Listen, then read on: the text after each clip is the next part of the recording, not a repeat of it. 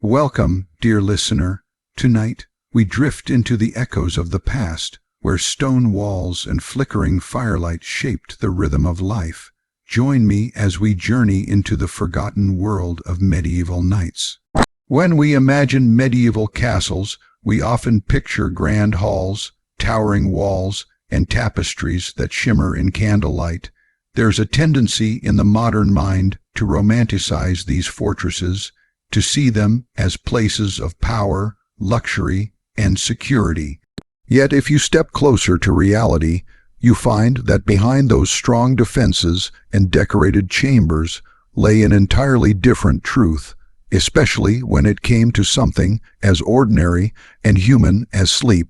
Sleeping in a medieval castle was not at all the dreamlike experience we might assume. Instead, it was a nightly battle against cold, damp, and discomfort. For many of the men and women who lived in them, survival through the night meant careful planning, clever design, and a set of habits that seem strange to us today. The first and most pressing problem was cold. Castles were built of stone, and while stone was excellent at standing strong against catapults, sieges, and fire, it was terrible at holding heat.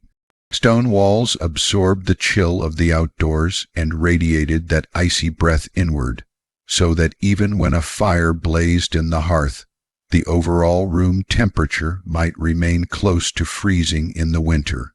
Anyone who has ever stood in a stone church in January, even in modern times, can feel this sensation. The air heavy with cold, the walls weeping moisture, the kind of chill that seeps into your bones no matter how many layers you wear. For those in medieval castles, that was not an occasional experience but a daily reality. The very architecture that made them secure also made them inhospitable.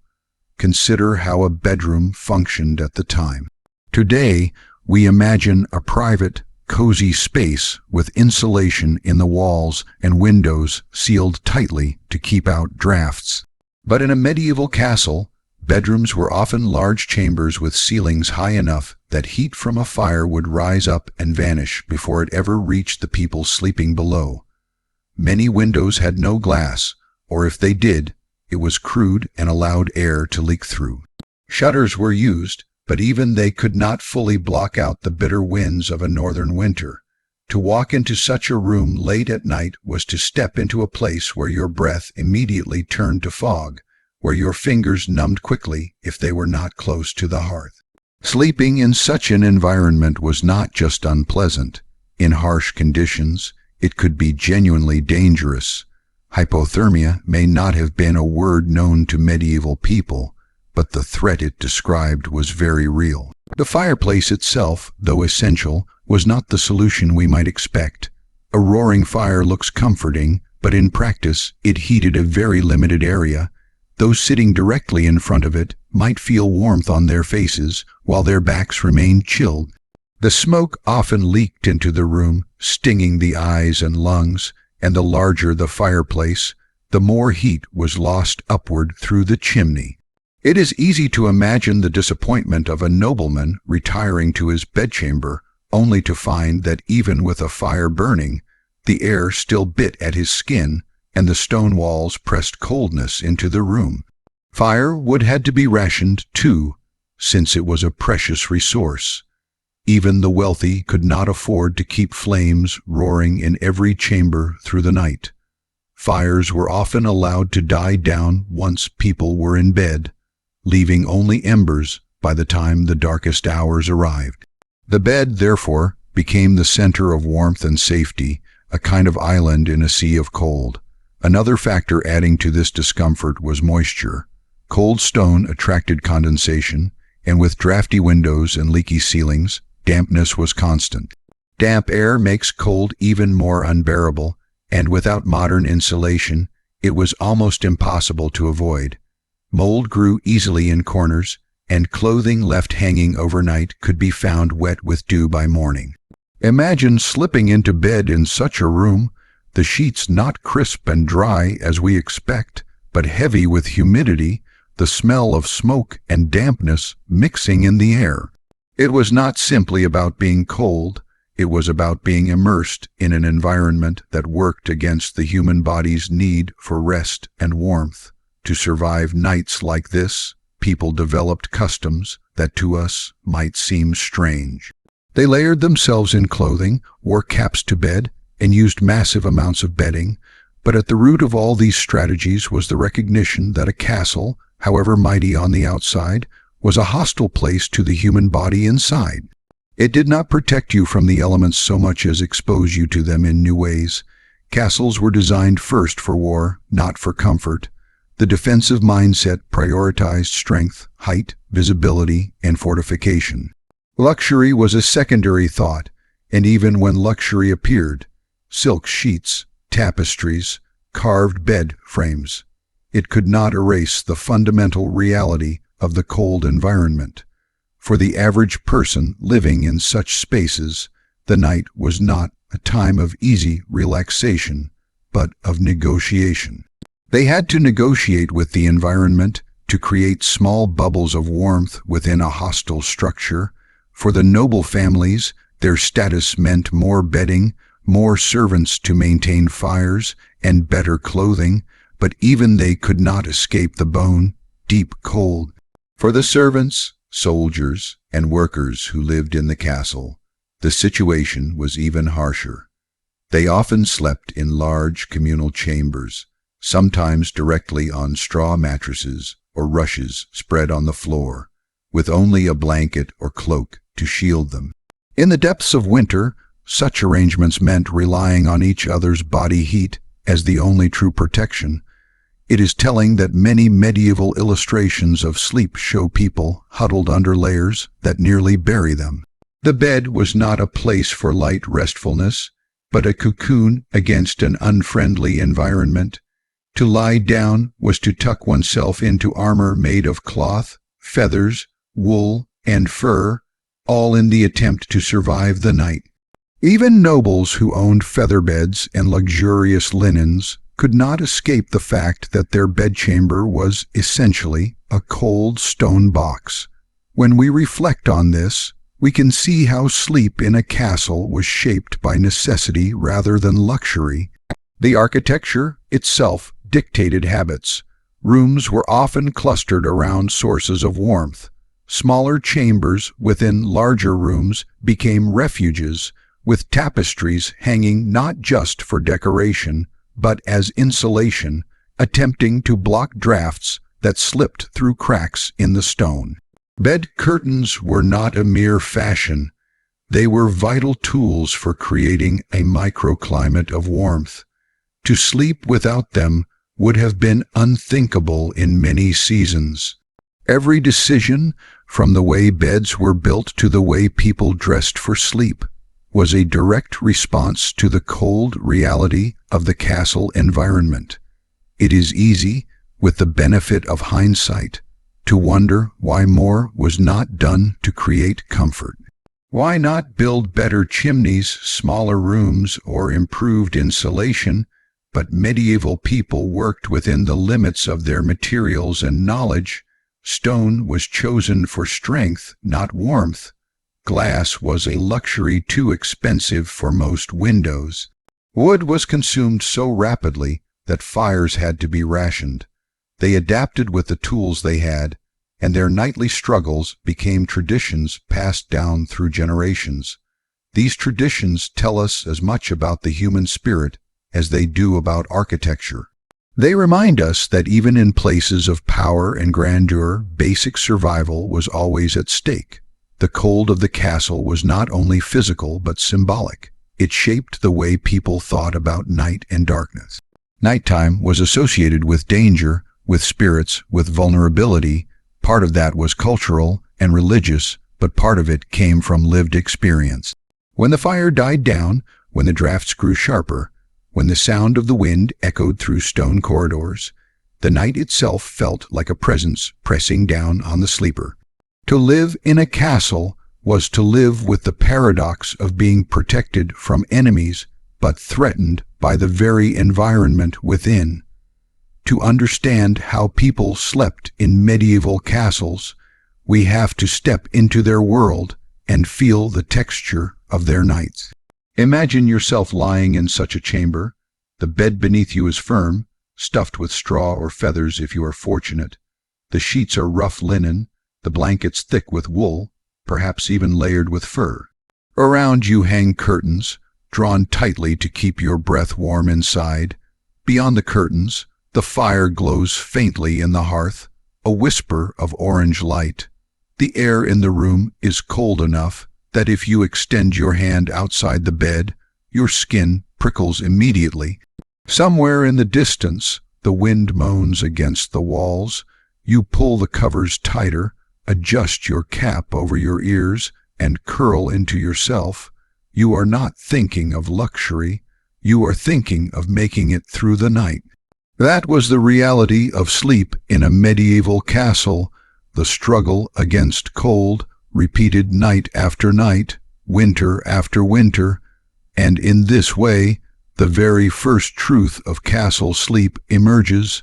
It was not comfortable, it was not glamorous, and it was never guaranteed to be warm. It was, at its core, an act of endurance. When we think of medieval life, we often imagine nobles sleeping in large beds with embroidered sheets, while peasants curl up on straw mats in drafty cottages.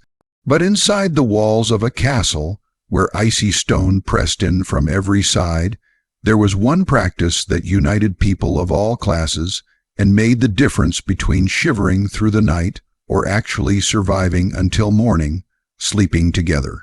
In a time when central heating did not exist, when fires could only warm a tiny radius of space, the human body itself became the most reliable source of warmth. Sharing beds was not just a convenience, nor was it primarily an expression of intimacy. It was a necessity dictated by the climate, the architecture, and the realities of survival in the medieval world. It might surprise modern audiences to learn that sleeping alone was historically unusual. In fact, the concept of a private bed reserved for one person is relatively modern, made possible only when heating systems and architectural advances allowed people to control their environment. In the medieval castle, privacy was a luxury, and warmth was a resource that could not be wasted. To climb into bed at night meant climbing in alongside someone else, whether that person was a spouse, a sibling, a servant, or even a guest. Human bodies pressed together created a pool of shared heat, a small circle of comfort carved out of the surrounding chill. For noble families, the great bed was often the center of domestic life. A noble couple did not necessarily sleep alone. Their children, attendants, or close companions might join them under the same heavy covers. Visitors, too, were sometimes offered a space in bed, not out of scandalous familiarity, but simply because it was practical. Hospitality in the Middle Ages included warmth, and warmth often meant body heat. To share a bed was not inherently intimate in the way we think of it today. It was a social practice, bound up in survival and the customs of the time. Even monarchs were not exempt from this practice.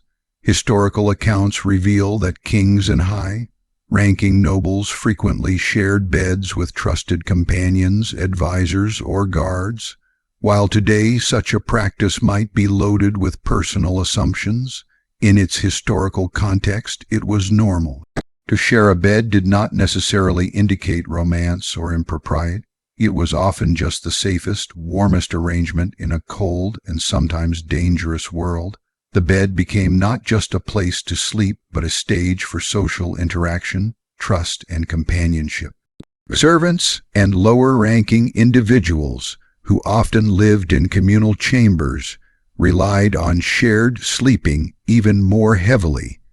In barracks, halls, and servant quarters, rows of people slept side by side, sometimes on mats of straw or pallets of rushes. Their bodies warmed one another, creating collective heat that no single person could generate alone. In fact, this kind of communal sleeping was a common human practice across cultures and centuries, particularly in environments where resources were scarce. In the castle, where stone walls magnified the chill and fireplaces provided only limited relief, such strategies were indispensable.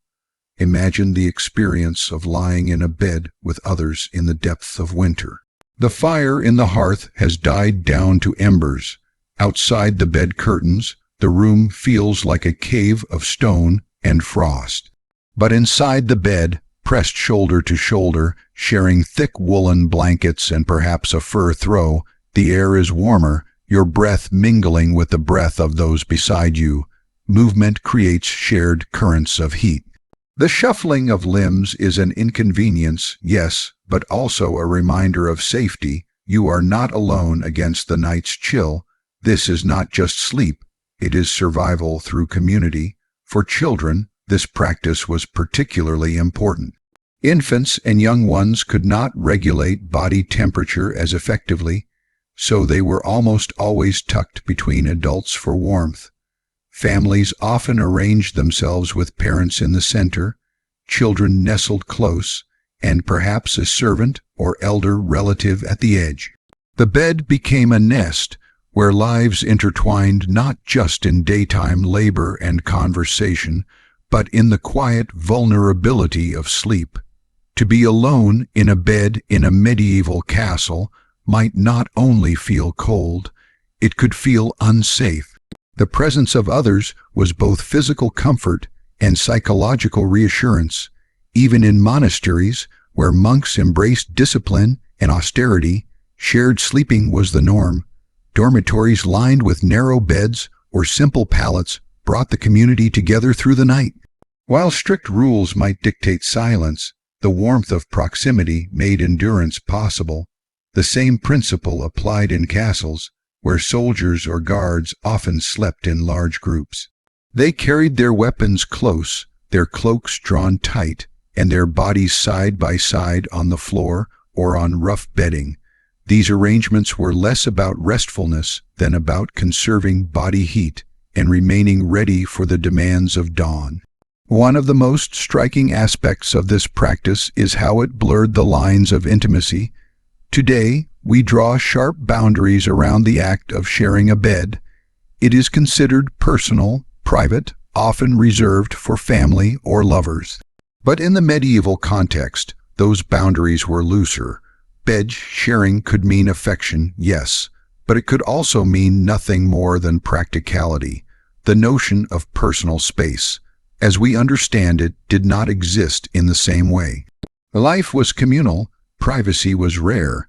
To share a bed was to participate in the ordinary reality of life within stone walls, where warmth was precious and solitude was a privilege afforded only to the few.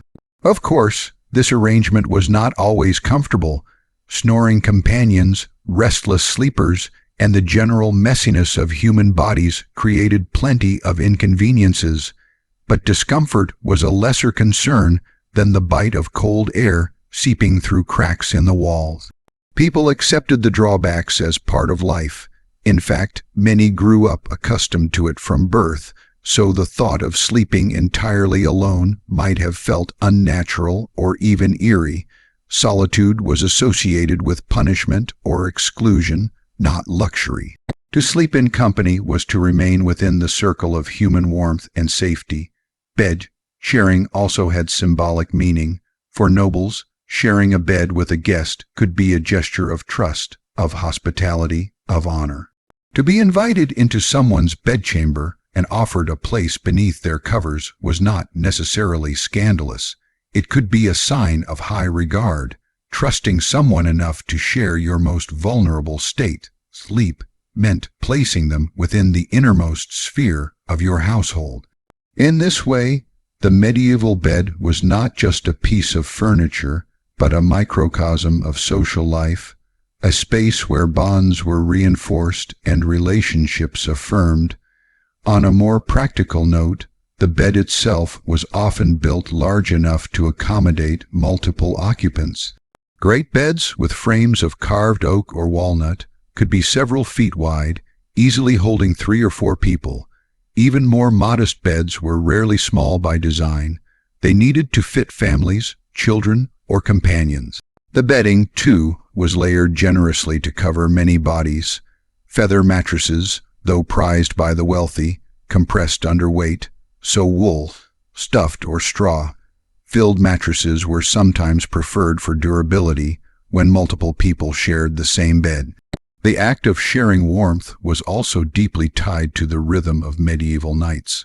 Nights were long, especially in northern Europe, where winter darkness stretched for many hours. Fires could not be maintained endlessly, fuel was finite, and candles or lamps were costly. The bed became the only reliable source of light and warmth during those hours. Underneath the heavy covers, the shared body heat kept the cold at bay, and whispered conversations or prayers might pass between bedfellows before sleep claimed them. In this way, the night was not silent isolation, but a shared human experience, intimate in its own right without necessarily being romantic. It is worth noting that even animals played a role in this pattern. Dogs were often welcomed into bedchambers and sometimes directly into beds. A dog's body heat, especially that of a large hound, was a valuable addition to the collective warmth. Cats, too, curled close to human bodies. These companions were not merely pets but participants in the nightly survival ritual. The warmth of fur and the closeness of animals added yet another layer to the communal strategy of fighting the cold. When we look back at this practice, it may be tempting to see it as primitive, even uncomfortable by modern standards, but for those who lived in castles, it was simply practical, even logical, to waste the resource of human warmth by insisting on solitary sleep would have been foolish. Instead, medieval people embraced a communal way of living that extended from the day's labors into the night's rest. It reflected not only their material circumstances, but also their world view. Life was collective, survival was shared, and the bonds of community were felt as much in the quiet of the bedchamber as in the noise of the great hall. In fact, the echoes of this practice can still be seen in later history.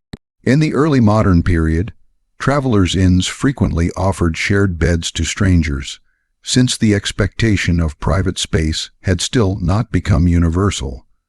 2 or 3 strangers might end up beneath the same blankets simply because that was the norm, and no one thought it odd. This tradition had its roots in the medieval need to pool warmth, a habit carried forward even as architecture and heating slowly improved. It is only in the last few centuries that we have redefined bed sharing as a matter of intimacy rather than practicality. So when we think of the medieval castle, with its cold halls and icy chambers, we should remember that the warmth inside those walls did not come from roaring fires or clever architecture. It came from people themselves. It came from the willingness to set aside modern notions of personal space and embrace the collective comfort of shared sleep. To climb into bed in those times was to climb into a small community, a woven fabric of bodies and blankets and breath, a fragile but effective shield against the winter's bite.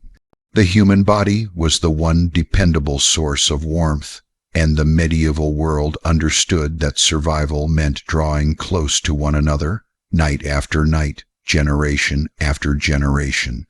To sleep in a medieval castle was therefore to accept the intimacy of necessity, to share your dreams and your breathing space with others, to weave your rest into the lives of those around you. The castle may have been built of cold stone, but its nights were warmed by the living heat of many gathered together, and in that warmth, in the soft mingling of breath and the press of bodies against the cold, lies the truest picture of how people really slept in those distant, frozen halls. When we picture a medieval bed, it is easy to imagine something plain and simple, perhaps a straw mattress on a wooden frame. But in the cold reality of a castle, the bed was more than furniture. It was a fortress within a fortress, a small and carefully constructed refuge designed to keep a person alive through nights that could otherwise sap warmth and strength. Heavy bedding, thick layers of blankets, feather mattresses, woolen covers, and above all the famous bed curtains all played a role in transforming a hostile stone chamber into a pocket of safety. To understand how people truly slept in castles, we must step into this world of fabric, feathers, and fur, where every layer meant another chance at surviving the cold. The medieval bed was not uniform. It came in many forms depending on wealth and status. The poorest slept on straws, duffed pallets, often on the floor or a simple frame. Rushes might be spread over the ground to soften it, and these were changed periodically, though not always frequently enough to avoid pests. But in castles, especially for nobles, the bed became a prized possession. A lord's bed was often large, raised on a carved wooden frame, and stuffed with down feathers or wool. These mattresses were not light and fluffy in the modern sense. They were heavy, solid, and capable of holding multiple occupants, but their real function was insulation. Straw kept you off the freezing floor, wool trapped warmth, and feathers, if plentiful enough, offered comfort alongside protection. Beneath the mattress was often a lattice of ropes tied across the frame, and these ropes needed regular tightening to prevent sagging, which is where the old phrase "sleep tight" originates. A well-strung bed was not only more comfortable, but also more effective at holding warmth close to the body. Over the mattress came layer after layer of coverings. Wool was the standard choice for blankets. It was dense, durable, and, most importantly, warm even when damp. Multiple woolen blankets could be stacked to create a heavy, immovable weight, pressing down on the sleeper with a cocooning force. This heaviness itself was part of the comfort. It kept the body still, trapped heat beneath, and prevented the chill air from circulating. On top of the wool, furs were often spread. Deer hides, bear skins, sheepskins, and even more exotic furs for the wealthy added yet another layer of insulation. In a castle chamber where temperatures might hover near freezing, these layers were the difference between a tolerable night and an unbearable one. For those with means, the bedding was a mark of wealth as well as necessity. Inventories from noble households often list dozens of blankets, sheets, and furs stored away for use in different seasons. Beds were dressed not only for function but also for display, with embroidered covers, dyed fabrics, and patterned sheets. Yet even these luxuries were rooted in practicality. A richly embroidered coverlet could also be thick and warm. Linen sheets, prized for their smoothness, were used as the first layer beneath the heavier covers, creating comfort for the skin even as the upper layers bore down with their weight. Every choice in bedding reflected an awareness of the cold. No amount of embroidery could disguise the fact that the room itself was inhospitable. The bed had to compensate for what the castle could not provide. But perhaps the most ingenious element of the medieval bed was its curtains. 4 posts often rose from the corners of the bed, supporting a canopy and drapes that could be drawn fully around the sleeping space. These curtains were not mere decoration or symbols of luxury. They were vital tools of warmth. By enclosing the bed, they created a microclimate, trapping the heat of bodies and bedding within a smaller space. The difference between a curtained bed and an open bed could be dramatic. While the room outside might remain frigid, the space inside the curtains warmed quickly with breath and body heat, transforming the bed into something like a small heated tent. These curtains also protected against drafts. Castle walls were full of cracks and gaps where cold air crept through. Windows, even when shuttered, allowed winds to slip inside.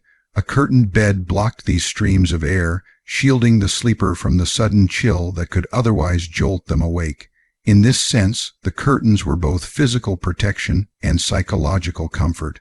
To close them at night was to shut out the hostile world and retreat into a personal refuge. It is not surprising that in many medieval illustrations, the bed is shown with its curtains drawn, the sleepers hidden within their private cocoon. The canopy above the bed served a similar function. Rising heat could be trapped by the fabric overhead, preventing it from escaping too quickly. Some canopies were plain, simple cloth stretched over wooden poles, while others were elaborate works of art, embroidered or painted with scenes of heraldry and myth. But however beautiful, their purpose remained practical. The canopy and curtains transformed the bed into a shelter within the shelter of the castle, a warm chamber within the cold chamber, an intimate fortress against the night. For servants and attendants who did not have such luxury, similar principles applied on a smaller scale. Simple beds might still have some form of drape or cloth covering, even if only a blanket hung from above to ward off drafts. Improvised bedding was layered as much as possible, with cloaks serving as blankets and straw replenished to provide fresh insulation. Everyone understood that warmth came from barriers of cloth, fur, straw, and wood between the fragile human body and the merciless cold of stone. The weight of all this bedding was considerable. Accounts describe beds so heavily laden with blankets and furs that moving beneath them was difficult. But weight itself was part of the appeal. To be pressed down under a mountain of warmth provided reassurance in a world where the night outside was full of threats, not only from the elements but from the imagination. Darkness carried associations of danger, spirits, and illness, and to bury oneself beneath blankets was as much a comfort for the mind as for the body. The heaviness of the covers forced stillness, and in that stillness, sleep came more easily, even in a room where every breath hung visibly in the air. Bedding also carried a certain continuity through generations. Families passed down blankets, furs, and even mattresses. Each piece of cloth bore the weight of countless nights and countless winters. To sleep beneath the same blanket as your parents or grandparents had slept was to participate in a lineage of survival. These objects were treasured not just for their material value, but for their symbolic connection to endurance. In inventories of noble estates, bedding was often listed alongside weapons and jewels, a recognition that it was as vital to a household's well-being as any sword or crown. The communal nature of sleeping was reinforced by these arrangements. A large bed, layered with heavy bedding and enclosed in curtains, could accommodate several people comfortably, or at least as comfortably as survival required. Parents, children, and attendants might all share the same space, layering themselves under the same covers, each body adding to the collective warmth. Even animals, as mentioned before, might join, their fur blending with the furs that lay atop the bed. In this sense, the bedding was not just material, but relational. It drew people together, physically and socially, under the same sheltering fabric. The experience of climbing into such a bed would have been transformative. Imagine entering a chamber where the air bites at your skin, your breath puffing white in front of your face. You pull back the heavy curtains and slide between linen sheets that are cold at first, but soon warmed by your body. Around you are layers of wool, fur, and blankets pressing down, anchoring you in place, the curtains close behind you, shutting out the draft. Within minutes, your own breath and body heat begin to soften the chill. What felt unbearable in the open room now feels tolerable, even cozy. The contrast is so strong that the bed becomes not just a place of rest, but a place of refuge. For many, the memory of the bed must have been the most comforting part of the castle. During the day, the stone halls were drafty, the floors icy, the air full of smoke and noise. But at night, within the cocoon of bedding and curtains, there was a chance at warmth, quiet, and dreams. The bed became an anchor of life, the one space where the hostile architecture of the castle could be escaped, if only for a few hours. It is little wonder that so much care and wealth was invested in beds and bedding, for they were not luxuries in the frivolous sense. They were essential technologies of survival. This emphasis on bedding also shaped cultural perceptions of wealth and status.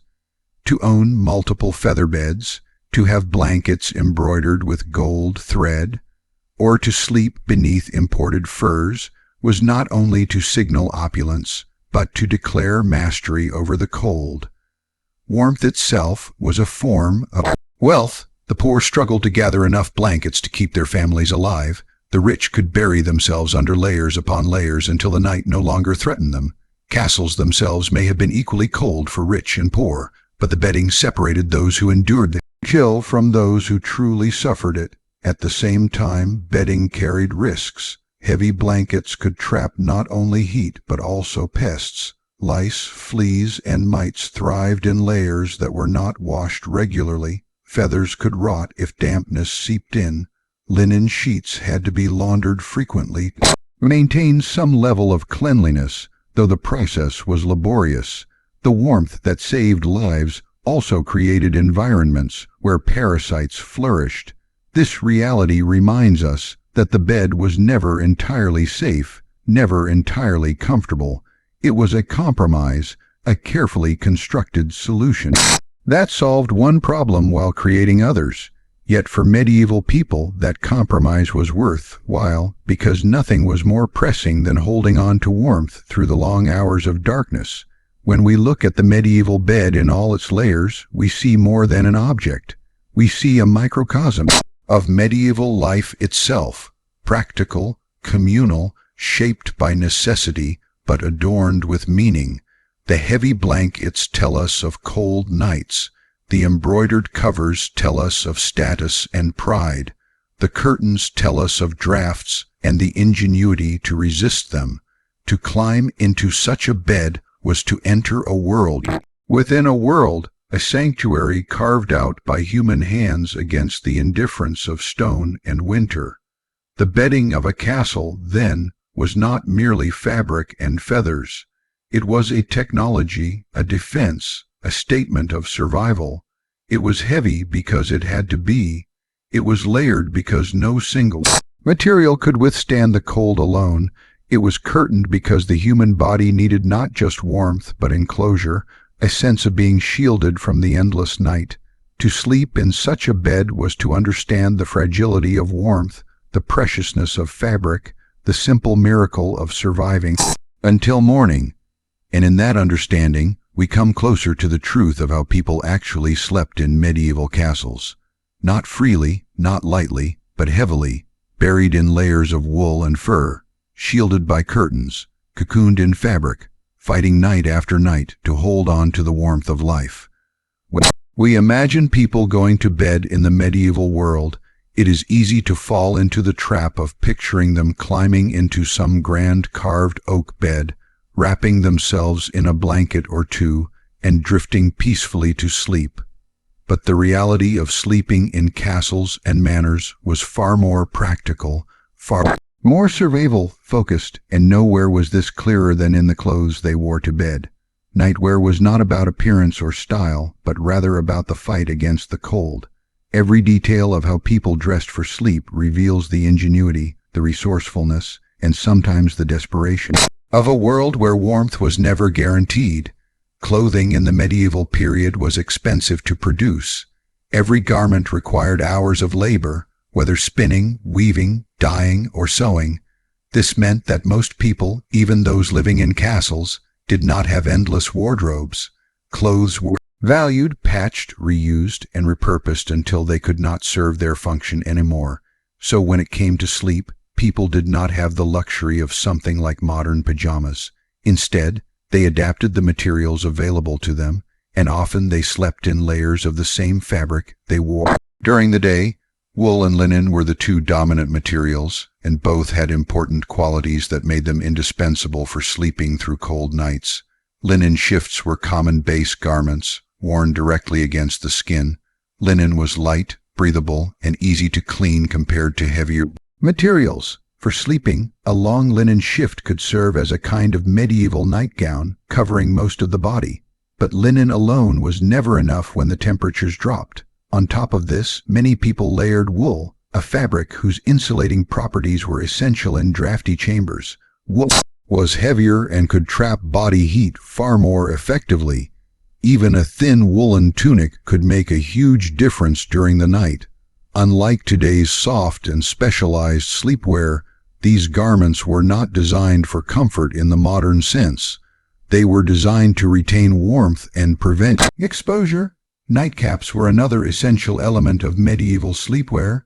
We often see them portrayed in illustrations of the time or later Victorian caricatures, a long stocking-like cap drooping to one side, but these were not worn for fashion.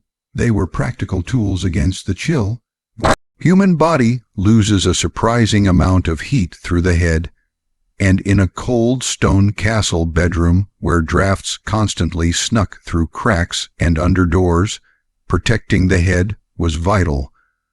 Nightcaps could be made of wool or sometimes padded linen, snug enough to cover the scalp and sometimes tied under the chin to prevent slipping during sleep. For men, especially those who had shaved their heads in monastic traditions or who wore shorter hair, this head covering was especially important. For women, who often wore their hair long, braiding or binding it, and then covering it with a linen or woolen cap helped keep both hair and body warmer. Feet, too, were a constant battleground against the cold. Thick socks, often knitted from wool, were worn to bed. While socks could be bulky and scratchy by today's standards, they offered much needed insulation. Some wealthier households had the benefit of softer woven cloth wrappings, but for most, wool was the default. For those who could not afford knitted socks, simple strips of wool cloth might be wrapped around the feet and secured with ties, acting as makeshift footwear for bed. The cold stone floors of castles ensured that bare feet were an unthinkable luxury during winter, even when tucked under layers of bedding, but clothing for sleep was not uniform across social classes. Wealthy lords and ladies often had the privilege of specially made night garments. These could include long padded robes or gowns lined with fur, sometimes trimmed with softer animal skins to provide both luxury and warmth. Sable, ermine, or rabbit fur might be stitched along collars and cuffs. These garments were not only functional but also signifiers of wealth, reinforcing status even in the most private of moments.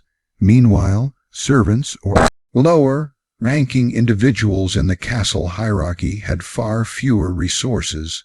Many slept in their day clothes, removing only the dirtiest outer layers, and relied on group sleeping arrangements and shared bedding to maintain body heat. The layering of clothing was not limited to one or two items, but could involve multiple tunics or shifts worn simultaneously.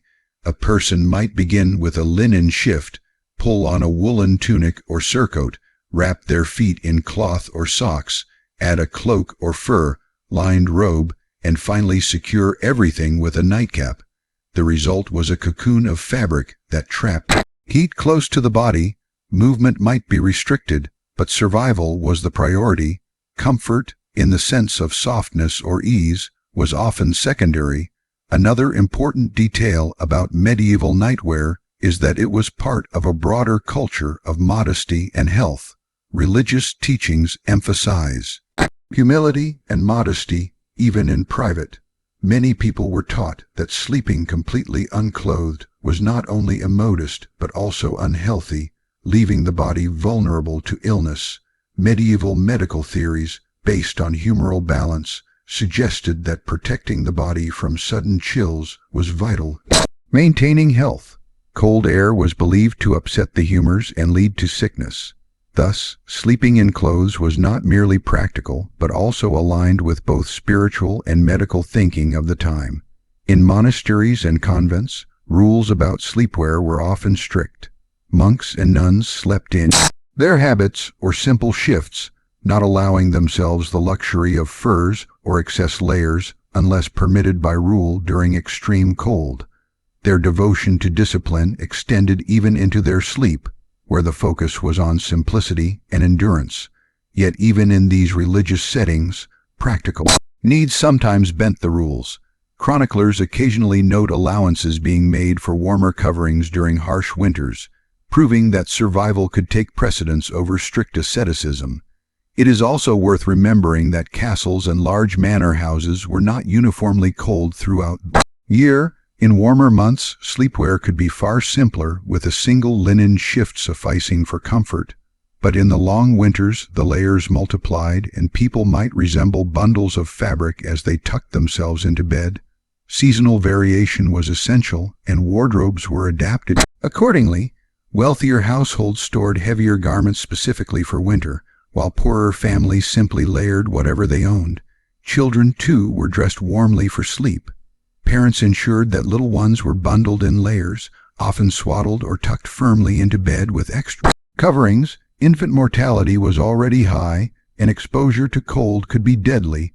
Protective nightwear for children was not optional, it was critical. Furs or woolen wrappings were commonly used for babies, sometimes in the form of tightly bound blankets that kept them both warm and secure. One fascinating element of medieval nightwear culture is how it reflected broader household organization. For example, laundry was an enormous task in the medieval world, requiring water to be carried, boiled, and managed without the conveniences we take for granted. This meant that nightwear, like other garments, was not washed frequently. People often wore the same shift or tunic for several nights in a row, relying on layering to protect themselves from the cold and extending the life of their clothing. Hygiene standards were different, and what mattered most was that the fabric kept its insulating properties. The sheer variety of nightwear practices across Europe also reflected regional climates. In northern regions like Scandinavia or the Scottish Highlands, where winters were harsher, fur-lined clothing and heavier wool were more common. In milder southern climates, simpler linen shifts might be sufficient, though castles could still be drafty regardless of location. The universality of the cold stone architecture meant that even in regions with less extreme winters, people still relied on careful layering to stay warm. Cultural attitudes towards sleep also influenced how people dressed. The segmented sleep pattern common in medieval Europe meant that people might rise during the night, perform small tasks, pray, or even visit neighbors before returning to bed for a second sleep. Because of this, sleeping fully dressed was convenient. It allowed them to get up without the need to change clothing, an efficiency that made sense in both practical and social terms. Nightwear, then, was not just about surviving the cold, but also about being ready for the rhythms of medieval life. Even the idea of bed sharing connects to clothing. When multiple people shared bed, as families or servants often did, the combination of body heat and layers of clothing created a shared insulation system. Each person contributed to the warmth of the group, and the more layers each wore, the more the collective heat was preserved. Nightcaps, socks, and shifts became communal tools for survival as much as individual ones. The image of medieval people wrapped in nightclothes, tucked into heavy bedding with curtains drawn around them, reminds us how far removed their world was from ours. Today, sleepwear is often about comfort, softness, and even fashion, but in medieval castles, it was about endurance and protection. A nightcap was not a quaint accessory, but a necessary shield against drafts. Wool socks were not cozy indulgences, but defenses against frostbite. Every garment worn in bed had a purpose, and that purpose was survival. This focus on survival also gave rise to clever improvisations. For example, if a person did not have proper nightclothes, they might simply sleep in their daytime garments. A tunic, a cloak, or even boots might remain on through the night if conditions were particularly harsh. While this might sound uncomfortable, it was a small price to pay compared to the risks of exposure. There are even records of people sleeping with gloves or mittens on, particularly in regions where winters were brutal. In noble households, personal servants sometimes prepared their lord's or lady's bed, ensuring garments for the night were laid out and warmed by the fire beforehand. This small act of luxury was another reminder of the divide between the wealthy and the poor.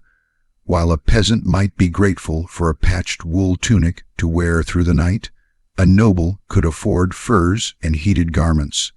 The symbolism of warmth was closely tied to privilege. a tangible marker of social difference. In the end, medieval nightwear tells us much more than how people dressed for bed. It tells us about the relationship between humans and their environment, about the ingenuity required to adapt to life in cold stone castles, and about the blending of practicality, status, and belief that shaped medieval existence. To us, the idea of wearing multiple layers, socks, gloves, and a hat to bed may sound uncomfortable, even absurd, but for those who lived in an age without modern heating, it was an entirely rational strategy. It meant waking up alive and ready to face another day in a world where warmth was never guaranteed. When we think about falling asleep today, we imagine sliding into a bed that is already warm, perhaps with central heating humming in the background or an electric blanket switched on to take the chill away. But in a medieval castle, the very act of climbing into bed on a winter's night could feel like stepping into a frozen tomb. The sheets and mattresses, left untouched through the day, absorbed the damp cold of stone walls and drafty halls. The air was frigid, your breath visible in the darkness. And the bed itself was an unwelcoming place until the body slowly managed to generate its own heat. People in the Middle Ages understood this problem very well, and they developed an array of tricks to warm the bed, soften the shock of the icy sheets, and create an environment where sleep was at least tolerable. These tricks may seem primitive to us now, but for them they were ingenious tools of survival. One of the most common devices for warming a bed was the bed warming pan. These were metal containers, usually made of brass or copper, with a long wooden handle attached. The pan had a lid with perforations, allowing some of the heat to escape without letting the embers inside spill out. Before bedtime, hot coals were taken from the fireplace and placed into the pan. A servant, in wealthier households, or the sleeper themselves, would then slide the pan between the sheets, moving it back and forth to spread the warmth. The perforations allowed heat to radiate, gradually warming the linen and blankets. The long handle was not just convenient but necessary, as the metal itself could become dangerously hot. This ritual could take several minutes, but by the time the pan had done its work, the bed was transformed from a freezing slab into a welcoming haven. Of course, this practice was not without its dangers. The coals inside the pan could sometimes ignite fabric if the pan was left in one spot for too long. Stories survive of accidents in which beds were set ablaze by careless warming. This meant that experience and attentiveness were required.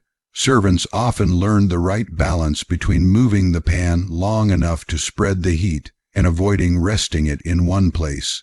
Despite the risks, the warming pan became one of the most treasured winter tools in a castle household.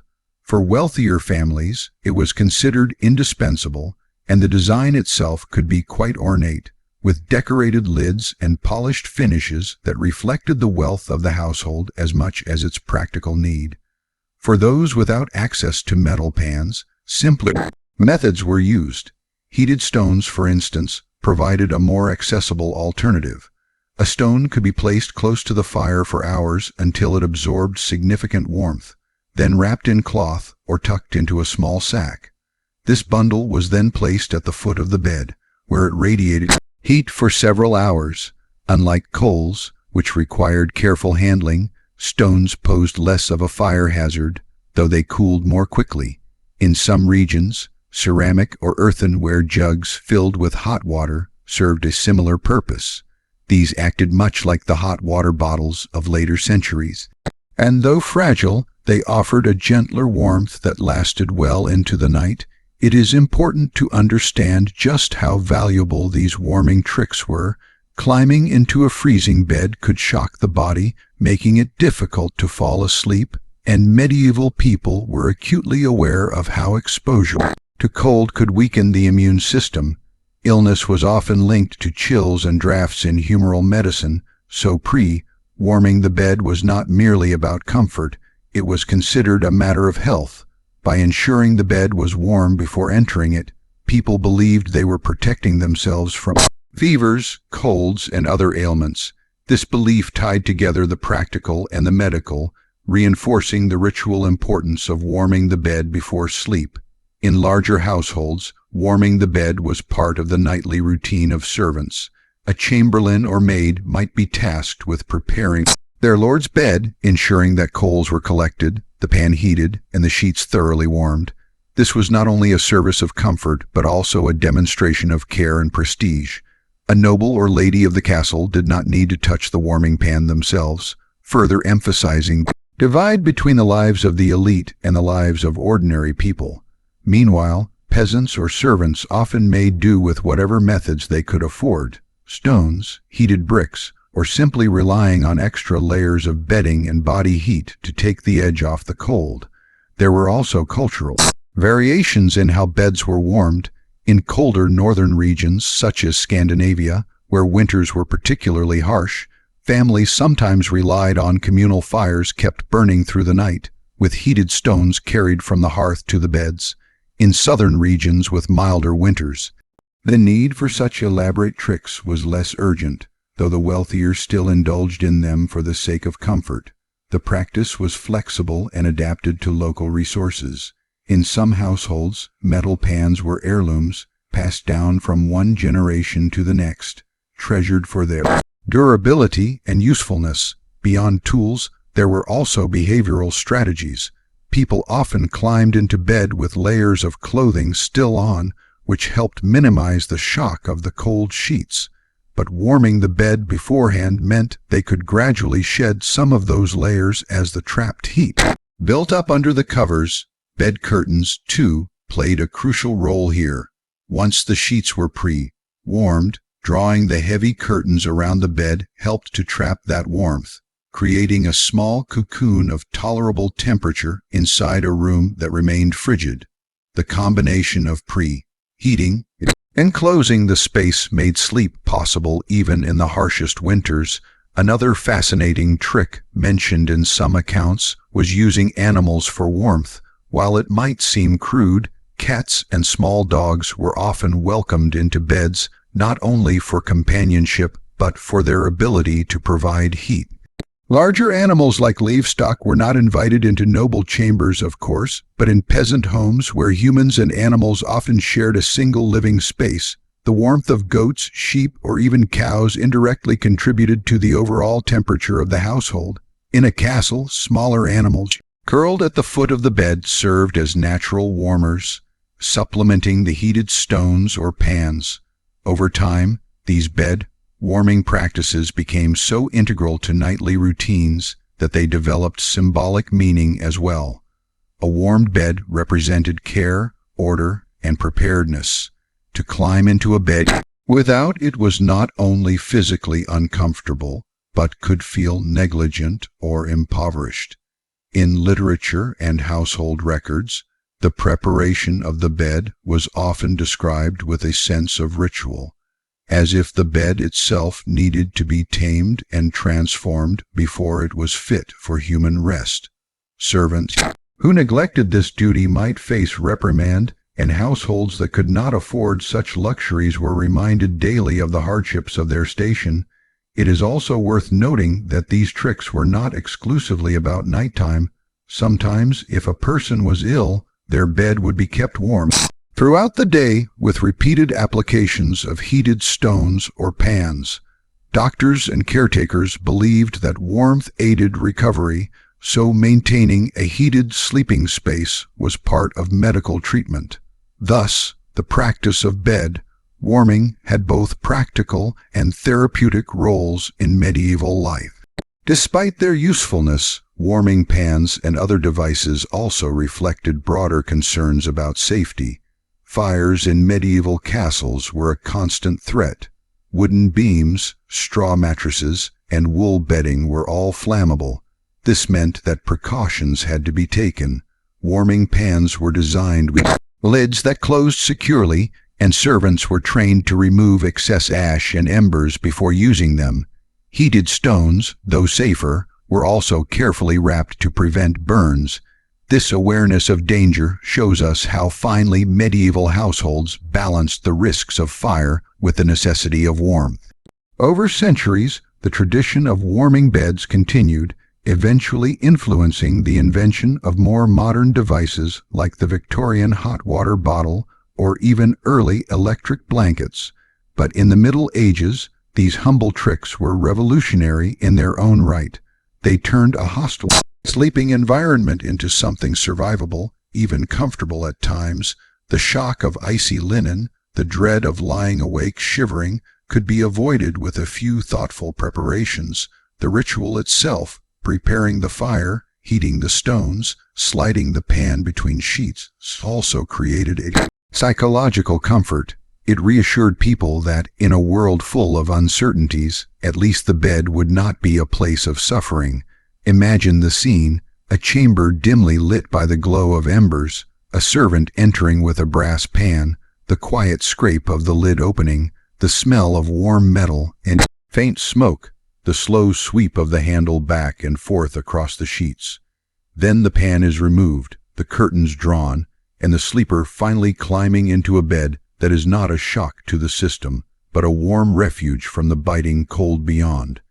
This small act of preparation, so easily taken for granted today, was in medieval life a blessing, a marker of care, and sometimes even the difference between rest and illness.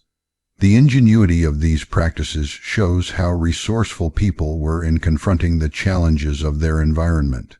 With limited technology, they devised ways to manipulate the resources around them, fire, stone, metal, cloth, even animals, to create pockets of warmth in an otherwise unyielding climate. They turned necessity into ritual, survival into tradition, and through these small acts, made life in a cold castle not only bearable, but at times surprisingly comfortable. When we step back and imagine the rhythms of nightfall in a medieval castle, it becomes clear that fire and routine were not simply conveniences, but lifelines. A castle's great walls, built for defense, created chambers that were as cold and damp as caves once the sun had set. In this environment, fire was not only a source of warmth, but a fragile companion that needed constant tending, and routine was the framework that ensured survival. Without both, sleep could become an ordeal, and winter nights could stretch into misery. The relationship between humans, fire, and sleep in the medieval period is a story of adaptation, ritual, and endurance. The presence of a fireplace in a castle chamber was considered a luxury. Many smaller rooms had no direct hearth, leaving their occupants dependent on the residual heat of fires burning elsewhere in the building. In the great halls, where the main hearths roared, warmth was available only while the fires were fed and tended, which was often for as long as communal activity continued. But in private chambers, especially in noble households, small fireplaces provided just enough warmth to keep the chill at bay. These were rarely large, open blazes. Instead, they burned low, often carefully banked embers rather than full flames. Wood, coal, and peat were all costly resources. Even for lords and ladies, fuel was not infinite, and every log burned had to be accounted for. Fires were kept deliberately modest, a small glow that cast dim light and a steady trickle of warmth. The goal was not luxury, but survival. Tending these fires was itself a nightly routine. A servant might be tasked with banking the fire before the household retired, arranging logs or peat in such a way that they would smolder slowly and last through much of the night. This process required skill, since a fire that burned too high would waste fuel and one left too low might go out entirely. The balance was delicate, but a properly banked fire could preserve enough embers to be stirred back to life in the morning. In this sense, fire was less about sudden bursts of heat and more about continuity, the slow persistence of warmth over long hours of darkness. For those sleeping in chambers without fireplaces, routine provided other strategies. People adjusted their daily lives to the cycles of light and temperature. Bedtime came earlier in winter, often soon after sunset, because the cold deepened as night progressed. Waking occurred at first light, when the sun provided its own measure of warmth. This rhythm was not a matter of preference, but of necessity. With little artificial light and limited firewood, there was little reason to resist the pull of nature's timetable. One of the most intriguing aspects of medieval sleep was its segmentation. Historical records and literary references suggest that people did not always sleep in one uninterrupted stretch. Instead, they experienced a first sleep and a second sleep. After going to bed shortly after dusk, people would often wake around midnight or a little later. During this waking period, they might pray, meditate, tend to small tasks, or even converse quietly with family members.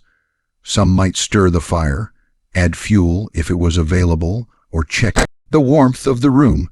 After an hour or so, they would return to bed for their second sleep, which lasted until dawn. This pattern allowed them not only to align with the natural cycles of darkness and light, but also to manage their environment more effectively. By breaking sleep into segments, they could ensure fires were tended, bed curtains were adjusted, and warmth was preserved through the coldest hours of the night. Routine also extended to how people organized their sleeping arrangements. Families, servants, and even guests often shared beds. This was partly due to the scarcity of furniture, but also due to the practical benefits of shared warmth. The body heat of multiple people, combined with heavy bedding, could transform a bed into a refuge. Sleeping alone in a cold room was not only lonely but dangerous, as the body lost heat more quickly without companions. Thus, routine bed sharing was not simply cultural but deeply practical, an instinctive form of energy conservation in a world without central heating. In noble households, routine included a layer of ceremony. Preparing the bed was a task with symbolic weight. Servants drew curtains around canopied beds, ensuring drafts were blocked. They arranged layers of blankets, furs, and sheets, sometimes piling so many that movement was difficult once the sleeper was tucked in. They might also use warming pans or heated stones to drive away the worst of the chill before their lord or lady entered. These nightly preparations reinforced the idea of routine as ritual, transforming survival into ceremony. The process of being led to bed, of finding it prepared and warmed, created a psychological comfort as much as a physical one. The role of fire extended beyond the physical presence of flames. Its glow offered reassurance in a world of darkness.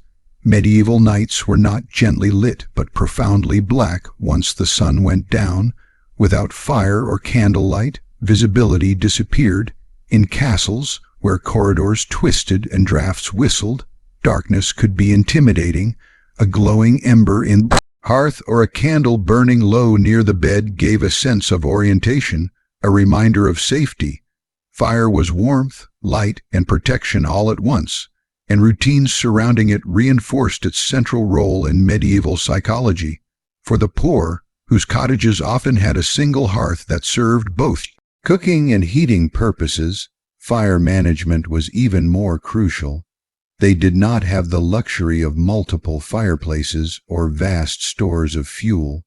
Routines revolved around conserving every scrap of wood or peat, stretching warmth as far as possible.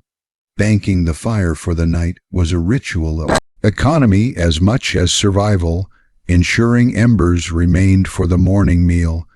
Here, too, segmented sleep played a role, as someone might wake in the night to stir the coals and keep the household alive. Another aspect of routine was the role of prayer and spiritual practice before bed. Religious life was interwoven with daily habits, and bedtime prayers were not simply about piety, but about creating a state of mind conducive to rest. By entrusting oneself to God's protection during the vulnerable hours of sleep, people found reassurance. This spiritual routine, coupled with the physical routines of fire, tending, and bedding preparation, formed a holistic approach to survival in a hostile environment. Seasons shaped these habits in profound ways. In summer, nights were shorter, fires were less necessary, and sleep routines became more relaxed. People might sleep outdoors in courtyards or with windows unshuttered to allow in cool air, but in winter everything contracted inward, fire became central, routines became stricter, and the very structure of sleep reflected the need to align with environmental demands. Winter nights were long and cold, requiring discipline and organization. Fuel had to be rationed, bedding carefully managed, and bodies strategically placed. Every detail of the routine mattered because mistakes could mean illness or worse. In monasteries and convents, routines were even more rigid. Monks and nuns often woke in the middle of the night, chant prayers, leaving their beds and returning afterward. Their habits, long robes, hoods, and cloaks, doubled as nightwear, ensuring they remained warm enough to move between cold cloisters and drafty dormitories. Their fires were limited, as ascetic rules often discouraged indulgence. Yet even here, fire and routine intersected. Embers might be kept alive in communal hearths, and strict schedules ensured everyone was in bed or at prayer when expected, minimizing wasted fuel and maximizing communal warmth. The psychological aspect of routine cannot be underestimated. Knowing what to expect night after night created a sense of control in an otherwise unpredictable world. The castle walls kept out enemies, but they could not keep out the cold. Fire and routine were the tools people had to impose order on this chaos. Preparing the fire, drawing the curtains, layering blankets, saying the prayers. All of these small acts created a rhythm that made survival feel intentional rather than accidental. The memory of these routines lingers in traditions that persisted long after the medieval period. The idea of turning down a bed, of preparing it before sleep, echoes medieval practices. The cultural association of firelight with comfort, safety, and intimacy can be traced back to nights when a single ember was the only shield against darkness and cold. Even our fascination with nightcaps, bed curtains, and hot water bottles are echoes of strategies forged in a world where routine was everything. Ultimately, the story of medieval sleep is inseparable from the story of survival. Castles, for all their grandeur, were not comfortable places. They were fortresses, not homes, and their thick stone walls offered little kindness once night fell. Yet through fire and routine, people carved out a semblance of warmth and security. They adapted to their environment with remarkable ingenuity, finding ways to align human rhythm with natural rhythm, turning the unpredictability of cold nights into a predictable cycle of preparation, rest, and waking. This was not luxury, and often it was not even comfort in the way we understand it today. It was discipline, strategy, and resilience. Fire was carefully managed, routines faithfully followed, and sleep itself segmented to match the needs of the household and the season. These practices remind us how fragile survival once was, how much effort was required just to pass through a single night. And yet, through that effort, people found rest, recovered strength, and prepared to face the challenges of another day in a world where warmth could never be taken for granted.